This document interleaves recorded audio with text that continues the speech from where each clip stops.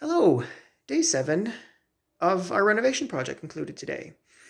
Let's get started with everything that happened. Oh, can I just add 2 details before we get started? Somebody suggested that I make it clear that what we're renovating here is a house with a build date of 1914. So that makes it obviously considerably, it's quite an old house. That is adding to our expenses a little bit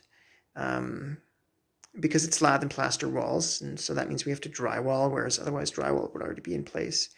We're going to go into some of the financial details, speaking of which, on a second episode. I'm going to film and upload a second video after I finish with this one. It'll go up tonight, and it's going to go into a little bit of the, well, how we're affording all this, how we're justifying all of it.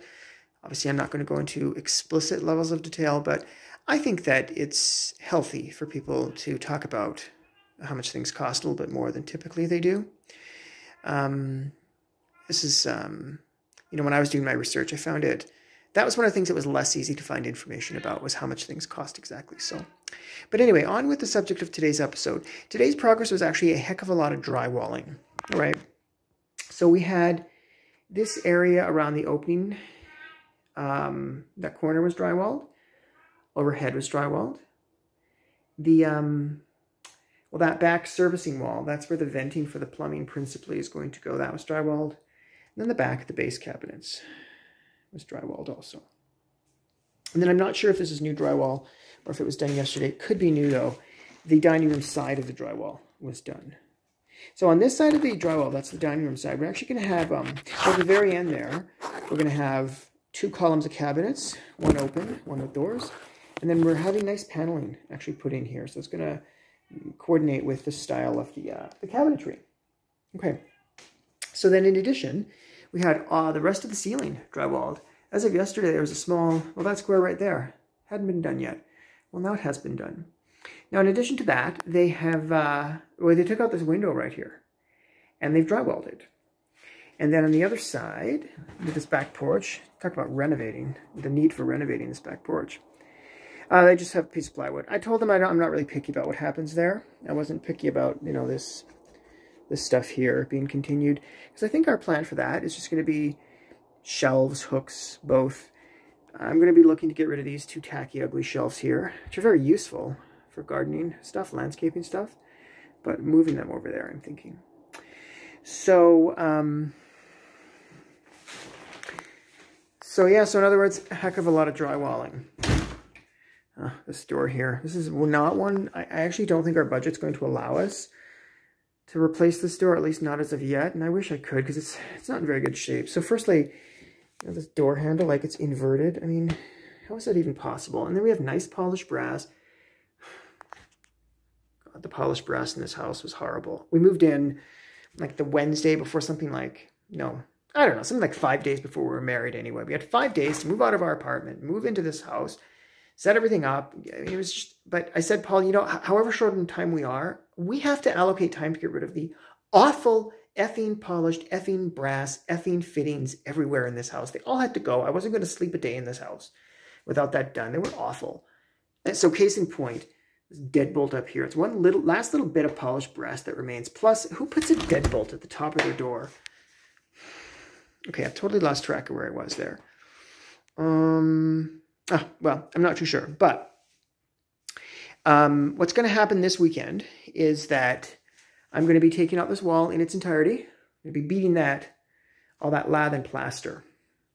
I'm going to be wrecking it, taking it off, and then that will enable, at the end of next week, not at the beginning, but the end of next week, it will enable the contractors to put in drywalling there. They want to coordinate that with the installation of our new window, which is not going to slide left to right as these windows do. It's going to just be hung up and down, one on each side. And it's going to be 4 inches up from the current opening of that. So, so what I'm told is that next week, apart from that one wall, they're going to drywall everything. Well, they're going to finish the drywalling. Well, specifically mudding it. And my understanding of the term mudding is this means perfecting the drywall. So I think it takes 4 days to cure. Is that the term? I don't know. It takes 4 days for the process to play out. Let's put it that way. But then at the end of that, so not this coming Monday, but the Monday hence, then perhaps base cabinetry will start to go in. Oh, you know what? I know what I lost track of in my train of thought was lost. The subflooring was finished today. So this is all nice subflooring I've got all around here. So that puts, I think, the flooring might go in late next week too. All right, so what else was done today actually was a heck of a lot of shopping by me. So I actually bought the blinds today, and that might not seem like a lot of work, but I assure you, oh gosh, if you've never bought custom blinds before, there's a hell of a lot of details, and it's all the harder when you actually don't have the window there. So they're having to like predict what certain specific and exact measurements are going to be. There was confusion about this. It took a while. So yeah, and I did go with, I went with custom blinds just because I was committed to getting pull cords. I didn't want a tilt wand. I wanted a cord for the tilting feature, and I didn't want just pushing and pulling up and down. I wanted a pull cord for that. And the only way to do that was to get custom. For coloration, I didn't go with light. I went with actually dark colors, and it scares me a little bit. If all of the things had been equal, I might have preferred a light coloration because it's light elsewhere in the kitchen, but the reality is that elsewhere in this house we have dark. We have quite dark blinds and fixtures and all that, and so I just thought it was important to comport with that. So it's going to match that as closely as possible. So is that all I bought today? Yeah, I think it is. So, and really that only leaves one thing to buy as far as I can remember, and that's bar stools. That's the last thing I have to buy. And obviously, you know, if I don't get bar stools bought, that ain't too critical. Oh, and one last thing, you know, the downside of buying custom blinds also is that, of course, you have to wait weeks and weeks for them to arrive. So these blinds that I've custom ordered, they may not get here for another 6 weeks, right? 5 weeks minimum, whereas if I just bought them right off the shelf, I could have gotten them right away. So that really sucks. We're paying a price for hating tilt wands and hating the new style of blinds, but we do.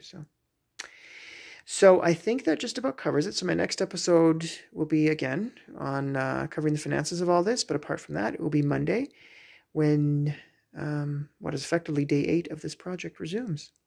So I'll see you then. Bye for now.